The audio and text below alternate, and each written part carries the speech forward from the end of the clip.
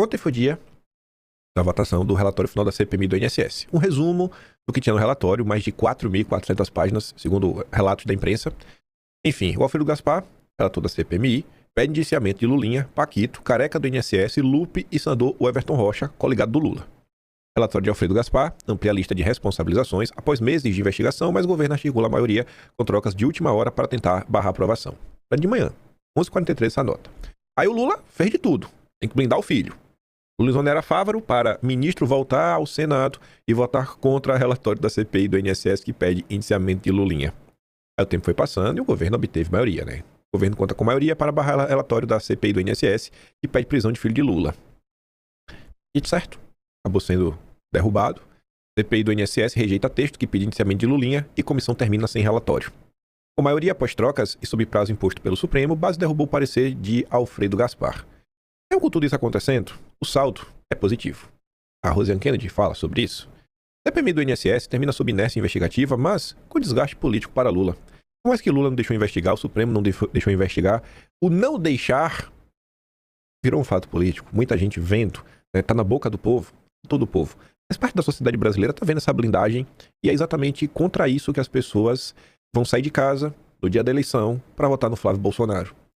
Aí a Andresa comenta, a Rosiane Kennedy, que a CPMI encerra seus trabalhos com um rastro de frustração para quem imaginava que a comissão conseguiria ir além da ribalta política. O relatório final não transcendeu ao que a PF já havia mapeado em suas operações, apenas cumpriu o papel desejado pela oposição desde o início e que o Planalto tentava evitar a todo custo. Um enorme desgaste para Lula, pelas menções ao nome de seu filho, e o resgate do tema corrupção na campanha eleitoral deste ano.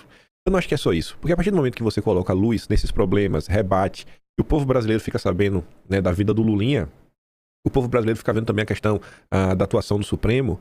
Se a polícia, no final de todo esse processo, não agir de forma dura e não apresentar respostas convincentes, a coisa vai ficar ainda pior. Então, existe uma pressão da sociedade por conta da CPI para forçar que a Polícia Federal do Lula faça o que realmente tem que fazer.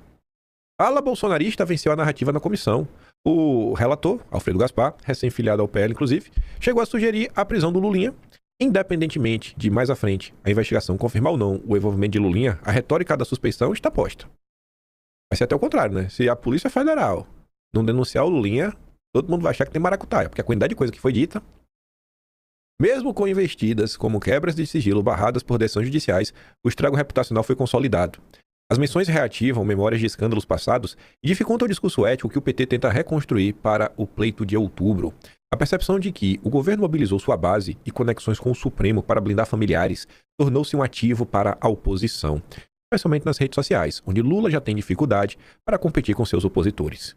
O tema corrupção que vinha perdendo fôlego, diante de pautas como economia e segurança pública, voltou a assombrar o Palácio do Planalto. Por que será, né? Lula e corrupção, por que será?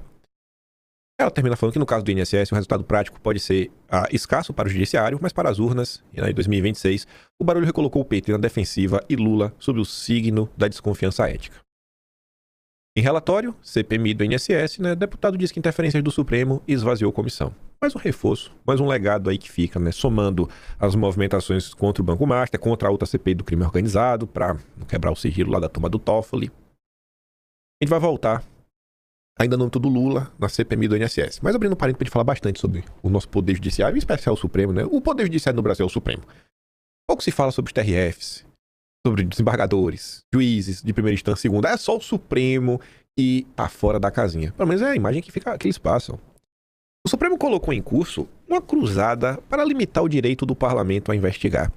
O Andreasa resolveu escrever sobre o julgamento, que terminou em 8-2. A gente comentou muito sobre isso ontem, Tema central do nosso dossiê mostrando todos os ganhos que tivemos graças ao Mendonça, que é quem realmente virou a mesa. E o Andreasa destaca outras coisas que eu não tinha levado em consideração. O Mário Sabino foi pela mesma linha também. Ele fala que assim, quem ouvisse os ministros do Supremo bradando contra as elasticidades de objeto e tempo de investigação, preocupados com pesca probatória, risco de inquéritos permanentes, algo típico de regimes autoritários, teria certeza de que, não sendo piadistas, fazia ao mesmo tempo uma meia-culpa e uma crítica à forma como Dom Pedro III gere os inquéritos xandônicos onipresentes e infinitos. Caso que o próprio Dom Pedro III, o juiz, criticaria a atividade de Xandão, o delegado, o perigo para o Estado Democrático de Direito de se ignorar o fato determinado, só que não, como se diz. Aí na mesma campanha foram duríssimos os ministros contra vazamentos criminosos de conversa que os citam ou nos quais tomam parte. O objeto declarado do garantismo súbito era a prorrogação dos trabalhos da CPMI do INSS. E aqui que o Andreas vai começar a entrar num ponto que é relevante. Você destacar o quão absurdo são algumas teses do nosso lindíssimo Olimpo. Enfim, prorrogação por 60 dias e não por 7 anos. Essa foi uma coisa que a gente não comentou ontem.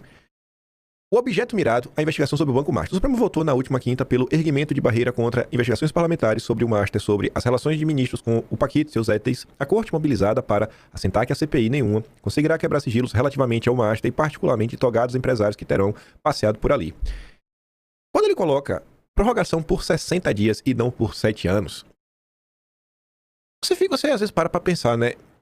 E foi ali principalmente aquela fala do Flávio Dino que circulou bastante nas redes sociais e todo mundo falou sobre o inquérito das fake news. O pessoal só queria prorrogar 60 dias. Tem limite. E depois de uma prorrogação não teria mais uma segunda. Tá bem claro ali o limite, ó. São apenas mais 60 dias. Se eles quisessem seguir por outros caminhos, não é direito. O Supremo não pode interferir pra, sei lá, prorrogar. Já é absurdo. Só que aquela fala do Flávio Dino, quando você faz assim, análise para além, né, do que, olha tudo que Alexandre de Moraes está fazendo, mas quando você faz uma comparação temporal, 60 dias é autoritarismo, é o fim do Estado Democrático de Direito. 7 anos não, 60 dias sim. Tem um tempo específico, apenas 60 dias. Mas não, aí não pode. Está em curso uma cruzada para limitar o direito do parlamento a investigar, para sufocar os poderes de investigação próprios das autoridades judiciais, que as CPIs têm em decorrência de comando constitucional para tomar os instrumentos de ação das minorias parlamentares. Gilmar Mendes falou da necessidade de nova lei para CPIs. Atenção ao método.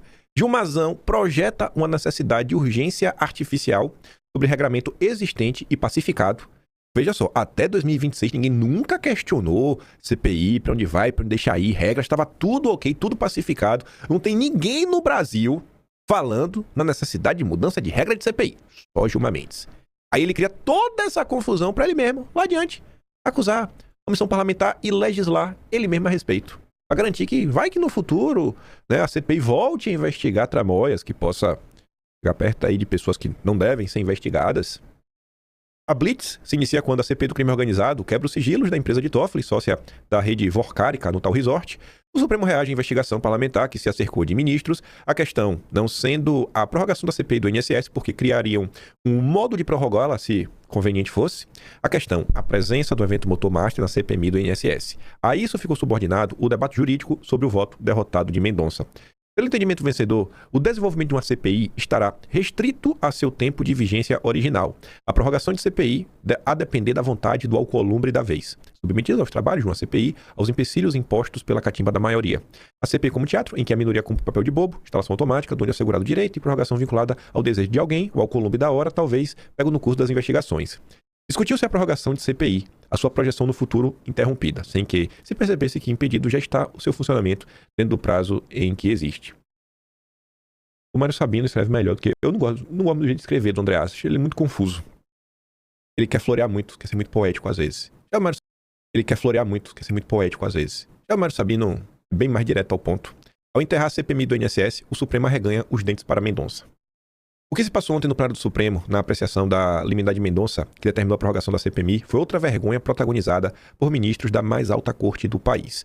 Para derrubar a liminar, suas excelências realizaram o contorcionismo interpretativo, segundo o qual o Supremo pode mandar abrir uma CPI na canetada, desde que obtido dos parlamentares os votos mínimos necessários, como foi a CPI do Circo em 2021, cuja abertura enfrentava a resistência da presidência do Senado. Para abrir, mesmo que a presidência do Senado seja contra, pode abrir. Mas não pode prorrogar uma comissão parlamentar de inquérito cuja extensão requerida por seus próprios integrantes era boicotada pelo presidente do Congresso. Então, se o presidente do Congresso boicota para abrir, aí ele não pode, tá errado. Mas se ele boicota para não prorrogar, aí ele tá certo. 2 pesos, 2 medidas. Né? A jurisprudência de ocasião atingiu, assim, um dos seus ápices criativos ao estabelecer que, em matéria de questões interna corpóreas de outro poder e direitos de uma minoria parlamentar, uma coisa é uma coisa, outra coisa é outra coisa. A extensão seria de 30 a 60 dias, portanto, dentro do prazo extra máximo de 120 dias, mas os ministros viram nisso uma eternidade inexistente. Flávio Dino disse que o prazo certo não se compatibiliza com essa ideia de prorrogação ad eternum. Podia prorrogar por 120, iriam de 30 a 60, e Flávio Dino disse que estava prorrogando infinitamente. e que havia o risco da CPI se transformar em um inquérito geral típico de regimes autoritários. Gilmar Mendes, por sua vez, criticou os inquéritos infinitos, sem objeto definido, em estocada ao fato da CPMI do Master ter adentrado também o terreno do escândalo do Banco Master, com o qual tem intersecção. A CPMI do INSS entrou no escândalo do Master.